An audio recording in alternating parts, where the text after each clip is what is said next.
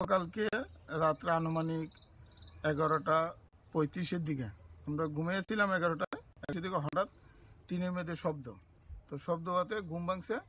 উঠলাম, দরজা খুললে দেখি সব আমার এই বারিন্দার মধ্যে কয়েকটা এই পাথরের প্লাস্টারের টুকরা এবং ইটের টুকরা ফোরানো। তো আমি আটকা দেখতেছি রাস্তার বাইরে একটা বাইক নিয়ে দাঁড়ানো, দুইটা ছেলে দৌড় দেওয়া বাইরে। কেডারে কইলাম, কেডা ডিল দিছ, হওয়ার সঙ্গে সঙ্গে তারা বাইক নিয়ে পালাই গেল। তো গেছে গা, আমি তো কতক্ষণ চিল্লাচিল্লি করলাম, তো গেল। আবার ঠিক ঘুমাই দিছি, এই যে আমাকে একবার আইসে গেছে গা, আবার ঠিক 12:30টার পরে আবার আইসে। তেন আমি আর ঘুম ধরছে না, তো বাইকের একটা শব্দ পেয়েছি, ভাই আমি তাড়াতাড়ি গেটের সামনে আইছি। আর এই গেটের সামনে ব্যাগে করে তারা ইট নিয়েছে। মানে আমি যদি সজাগ না থাকতাম আরও বেশি দিল হইলে। তো যেই কইলাম তখন তারা দৌড় দিয়া পালাই গেল গা। আমিও গেট দেওয়ার সঙ্গে সঙ্গে গেছি, ওই গেট খুলতে তারা ওরা আমার হাত কাটছে।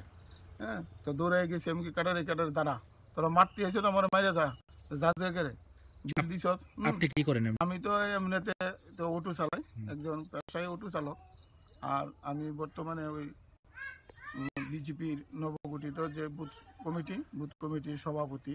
আমি 25-29 নম্বর বুথ কমিটির সভাপতি। এর আগেও কি আপনি বুথ সভাপতি আসলেন? এর আগে আমি 1.5 বছরের জন্য আসলাম। 2023-এর 29শে মে আমাকে মণ্ডল থেকে বুথ সভাপতি হিসেবে মনোনীত করেছিল।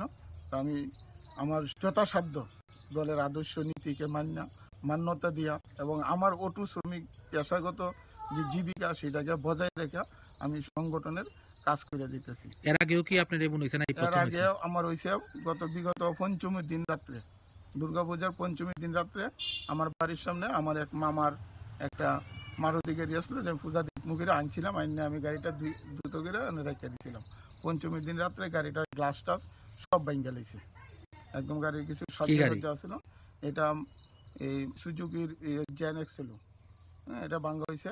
এরপরে বিগত কালী পূজার পরের দিন আমার গেটে বড় একটা পাথর গেটের সামনে হনো আছে, এটাতে ঢিল দিছে, দিয়া টিনের বেড়াটেরা ভাঙছে।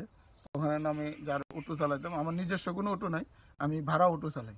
তো সেই ভাড়া অটো আমার বাড়িতে রাখছিলাম, ওই দিনকে রাত্রে দিয়েছি না। অল্পেতে রক্ষা যে আমার ভাড়ার অটোর যে গ্লাসটা ভাঙছে না, হয়তো যেই হোক এই উদ্দেশ্যে আমি বাচ্চা গেছি। তো আমার অনেক টাকা ক্ষতি হইতো। আমার বলতে আমার মিসেসের নামে একটা ই রিক্সা আছে, যেটা আমার বাড়িতে থাকে। এইটা আমি কালকে রাত্রে আমার এই বারিন্দার সামনে আসিল, হয়তো ডিল উদ্দেশ্য এইভাবে। এর আগে আমাকে বিগত 18ই জুলাই আমাকে প্রাণ নাশেরও হুমকি দিছে, এবং বিজয়া দশমীর দিন যে আমাদের জাম্বুর স্কুলের সামনে আমার প্রাণ নাশের হুমকি দিয়েছিল কয়েকজন কতিপয় ছেলে। কারা দিয়েছিল? চিনেননি তারা?